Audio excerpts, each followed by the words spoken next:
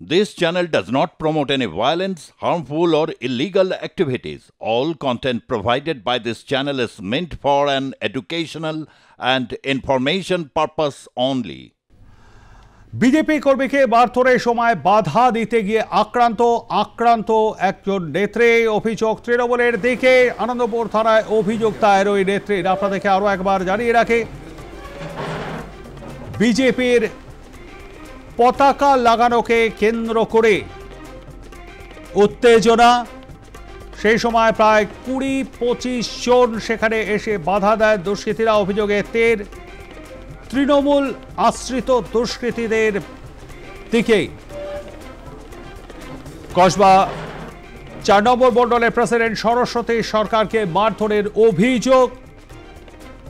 আনন্দপুর থানায় অভিযোগ দায়ের।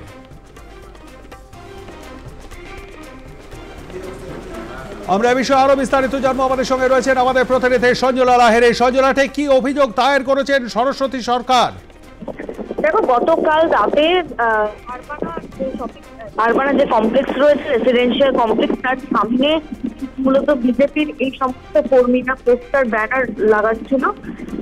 সেই সময় কিন্তু দেখা যাচ্ছে যে তৃণমূলের যারা গুন্ডা বাহিনী তারাই কিন্তু মূলত এই রকম ভাবে অমানবিক মারধর করেছে, যেমনটা অভিযোগ রয়েছে। এমনকি কসবা বিজেপির ৪ নম্বর মন্ডলের সভাপতি সরস্বতী সরকার তিনি কিন্তু ভোট লিখিত অভিযোগ করেছেন যে তাকে কিন্তু মারধর করা হয়েছে। তিনি যখন তার দলীয় সমর্থকদের সঙ্গে নিয়ে ফ্ল্যাক্স ব্যানার লাগাচ্ছিল, সেই সময় কিন্তু তাদের উপর চড়াও হয় এবং তাদেরকে মারধর করা হয় এবং তাদেরকে বাঁচাতে গিয়ে কার্যত আক্রান্ত হন এই বিজেপি নেত্রী এবং তার মাথায় চপার দিয়ে আঘাত করা হয় বলে অভিযোগ।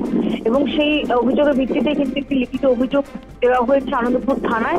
২০ থেকে ২৫ জনের অ্যাগেস্টে এই অভিযোগ জমা পড়েছে। তবে এখনো পর্যন্ত কিন্তু কাউকে গ্রেফতার করা হয়নি। তবে আক্রান্ত মহিলা কিন্তু বর্তমানে স্থিতিতে, যেটা এখনো কি সূত্র মারফত জানা যাচ্ছে। ধন্যবাদ সঞ্জলা, আমাদের সঙ্গে থাকবার জন্য। কথা বলছিলাম আমাদের প্রতিনিধি সঞ্জলা লাহেরির সঙ্গে।